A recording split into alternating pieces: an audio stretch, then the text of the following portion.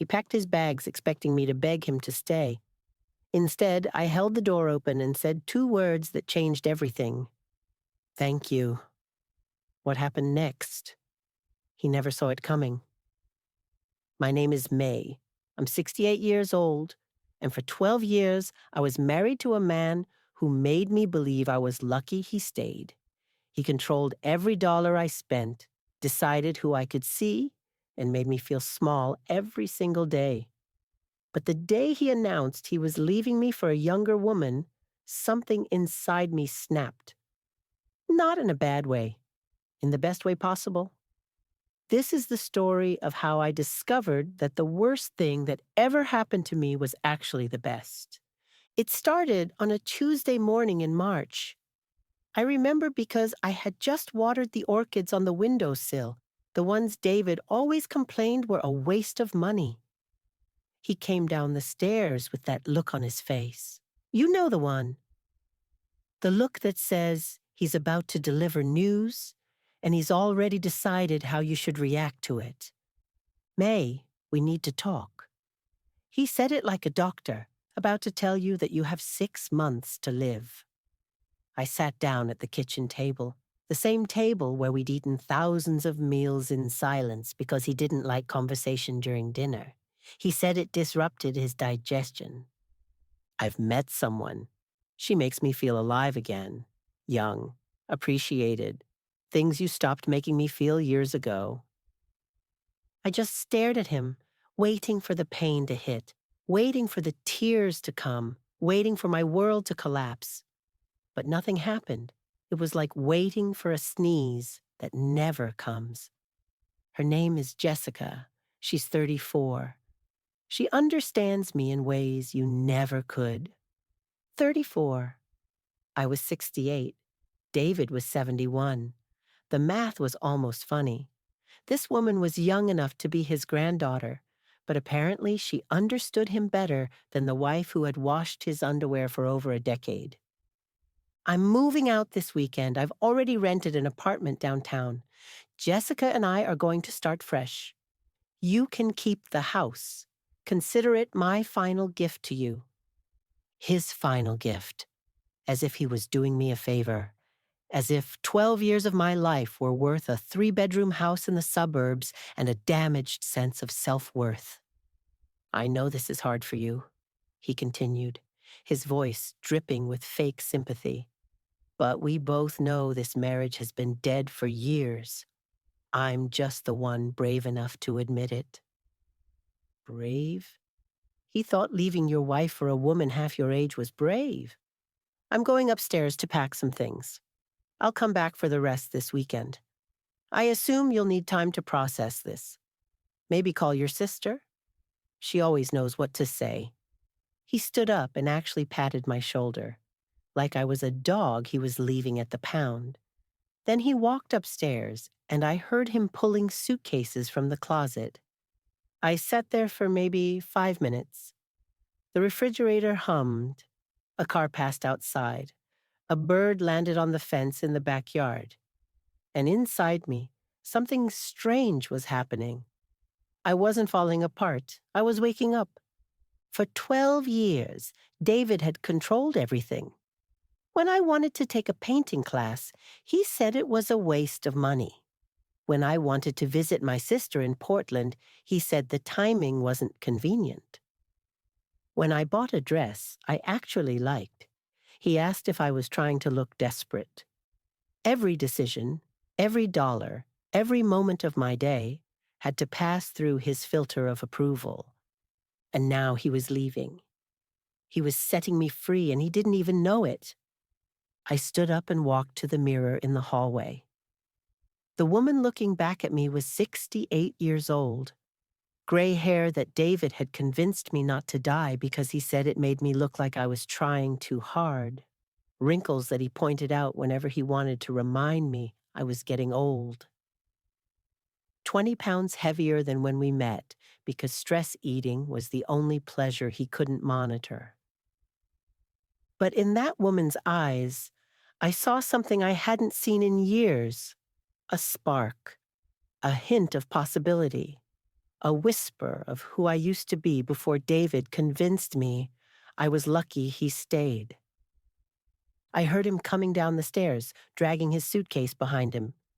Each thump on the steps sounded like a countdown to my freedom. He appeared in the hallway, looking at me with that expression he always had when he expected me to have an emotional breakdown. He actually looked excited about it, like he'd been waiting for this moment. The big dramatic scene where I'd beg him to stay. May, I know you're in shock. It's okay to cry. This is a big change. I looked at him, really looked at him. This man who I'd spent 12 years trying to please. This man who made me feel like every breath I took was an inconvenience. This man who was now standing in my hallway with a suitcase, expecting me to fall apart so he could feel important one last time. And I smiled. Not a sad smile, not a bitter smile, a real, genuine smile. The first real smile I'd felt on my face in years. Thank you, I said. He blinked. Confused. What? Thank you for leaving. I mean it. This is the best thing you could have done for me. His face went through about 5 different expressions in 3 seconds. Confusion, disbelief, anger, more confusion, and finally, something that looked like panic. You're in shock, he said. You don't know what you're saying. David, I know exactly what I'm saying. You're doing me a favor. I should have left years ago, but I was too scared, too beaten down, too convinced that I needed you. But you're leaving, and honestly, I couldn't be happier. This isn't funny, May. I'm not joking. I'm thanking you. Genuinely. You're giving me my life back, and you don't even realize it. He just stood there, his hand still on his suitcase handle, completely frozen. This wasn't going according to his script. In his version of this story, I was supposed to cry. I was supposed to beg.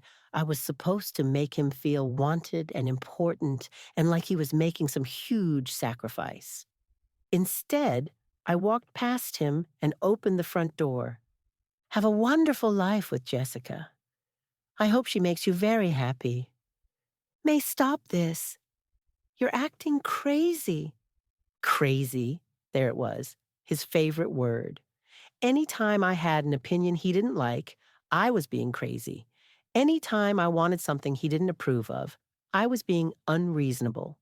For 12 years, that word had made me second-guess myself. But now it just bounced off me like rain off a roof. Goodbye, David. He picked up his suitcase, his face red with anger and confusion. He wanted to say something. I could see it. He wanted to make one last cutting remark, one last insult to put me back in my place. But for the first time in our marriage, he had no power. Because for the first time, I didn't care what he thought. He walked out, I closed the door, and I stood there in my hallway, in my house, in my life, completely alone, and I laughed. I laughed so hard I had to sit down on the floor. I laughed until tears came. But they weren't sad tears. They were relief. They were joy. They were 12 years of suppressed emotion finally finding a way out. When I finally stopped laughing, I looked around my house. Our house. Number. My house now. Every piece of furniture chosen by David. Every paint color approved by David. Every decoration positioned exactly where David wanted it. This house had never been mine. It had been his museum, and I'd been an exhibit he kept around to prove he had good taste. I pulled out my phone and called my sister Rachel in Portland. Rachel, I said when she answered, David left me for a 34-year-old woman. Oh my God, May, are you okay? Do you need me to fly out? I'm better than okay. I'm amazing. And yes, I need you to fly out. Not to console me, to help me celebrate. There was a pause on the other end. Celebrate? Rachel, I just got out of prison. I didn't even know I was in prison until the warden handed me the keys and walked away. Can you come help me redecorate my entire life? My sister, who had watched me shrink and fade for 12 years, who had bitten her tongue every time David insulted me at family dinners, who had tried so many times to convince me I deserved better, started crying. I'll be on the first flight tomorrow morning, she said. That night, I did something I hadn't done in 12 years. I ordered pizza. Not because David was out of town, not because it was a special occasion, just because I wanted pizza, and there was no one to tell me that pizza was unhealthy or too expensive or that I lacked self-control. I ate it in front of the TV, watching a romantic comedy that David would have called stupid. I stayed up until 2 in the morning because there was no one to tell me I should go to bed at a reasonable hour. I slept in the middle of the bed, sprawled out like a starfish, taking up all the space that I'd spent years compressing myself into the smallest possible corner to avoid bothering him. When I woke up the next morning, I had 17 missed calls from David. I didn't listen to the voicemails. I didn't need to. I could already imagine what they said. Either he was angry that I hadn't reacted the way he wanted, or he was having second thoughts and wanted to come back. Either way, I didn't care. Rachel arrived at noon with 2 suitcases and a bottle of champagne. Okay, she said, looking around the house. Where do we start? The bedroom, I said without hesitation. We spent the entire afternoon redecorating. We moved David's heavy, dark furniture to the garage. We painted one wall a bright turquoise that David would have hated.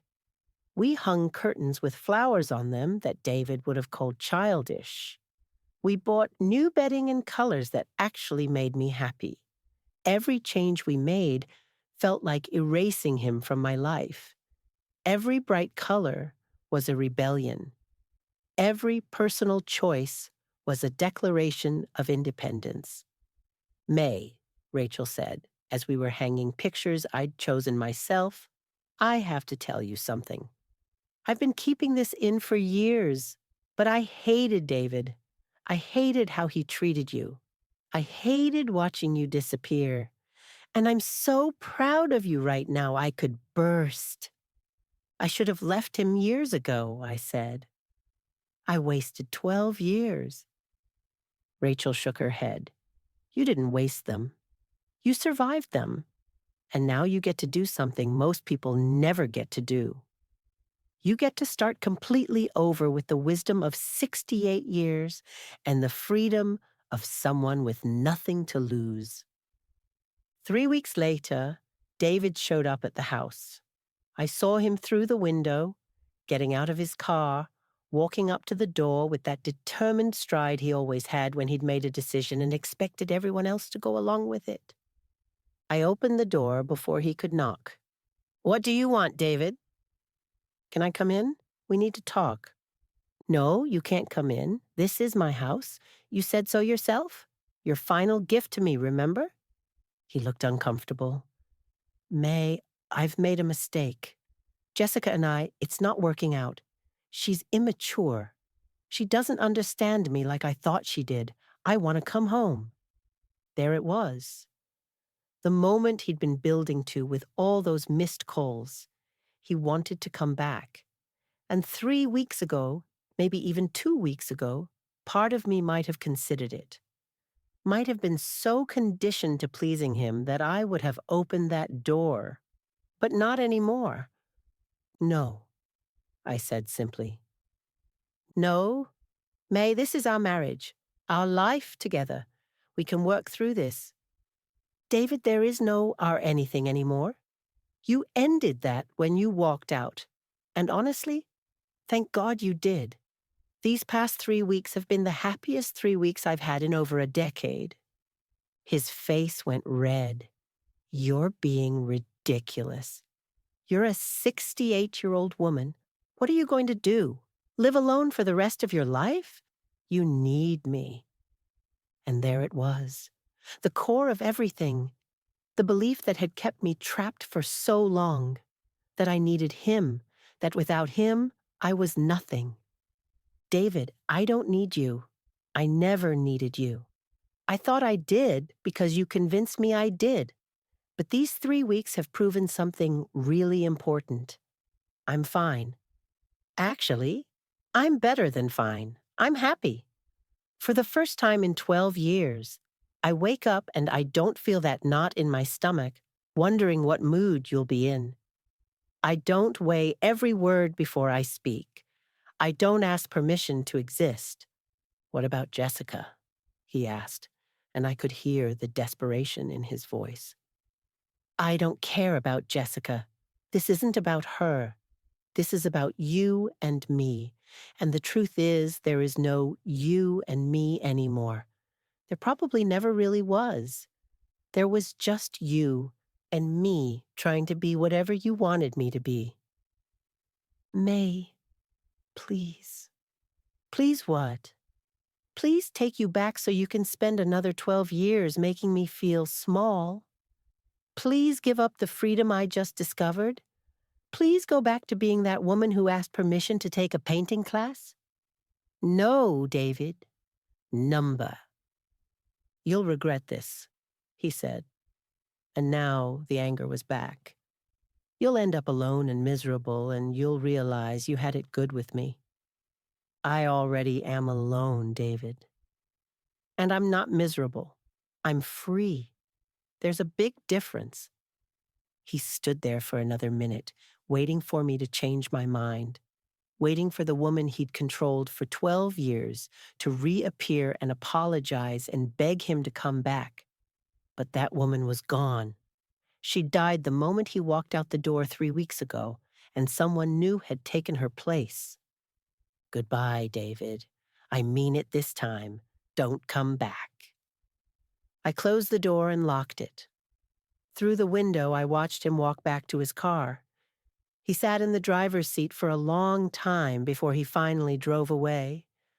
And I felt nothing. No sadness, no regret, no second thoughts, just relief. That was 6 months ago. David married Jessica 2 months later. I heard it through mutual friends who seemed shocked that I wasn't devastated.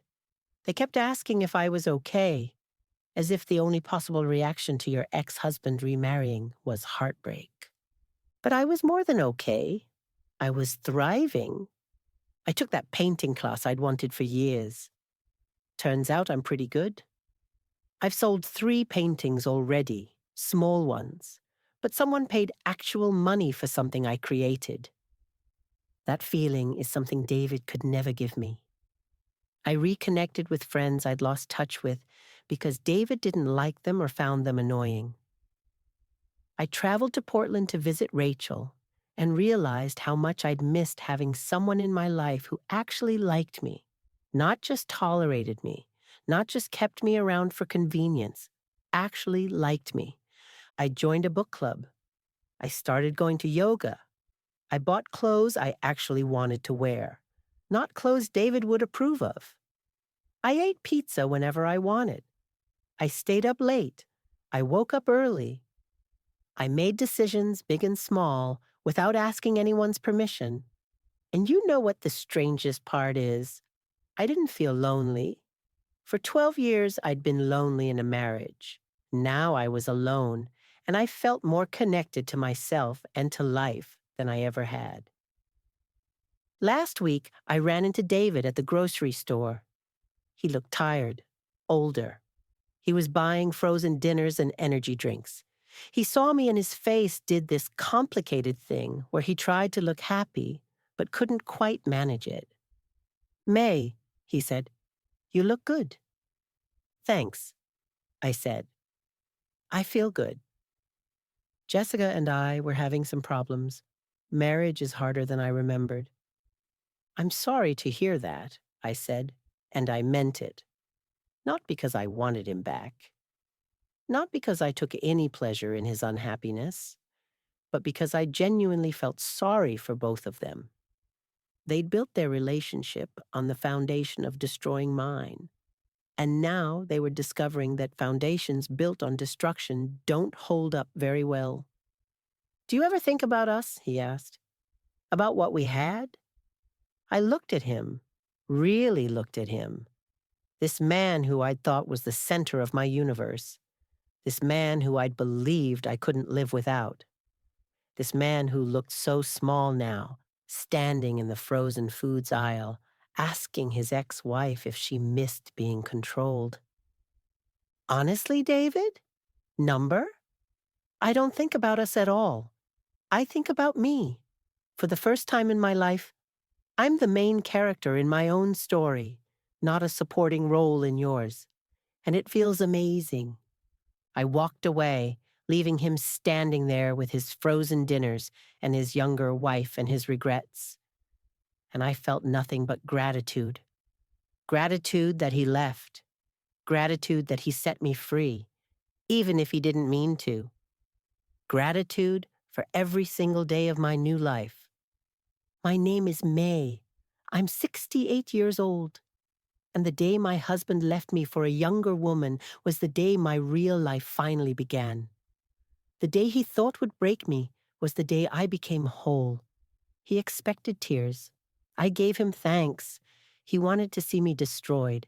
Instead, he got to watch me rebuild myself into someone I actually like. So if you're in a relationship where you feel small, where you need permission to exist, where you're constantly walking on eggshells and apologizing for taking up space, let me tell you something important. You don't need someone else to leave you. You can leave them. But if they do leave you, if they make that choice thinking they're destroying you, sometimes the best revenge isn't anger. Sometimes it's just saying thank you and meaning it. Sometimes the best revenge is being happy without them and realizing you should have done this years ago. Freedom doesn't always come when we ask for it. Sometimes it comes when we least expect it, wrapped in the package of our worst nightmare. But it's still freedom. And once you taste it, you'll never go back to prison, no matter who's holding the key. If this story touched you, hit subscribe so you don't miss the next one.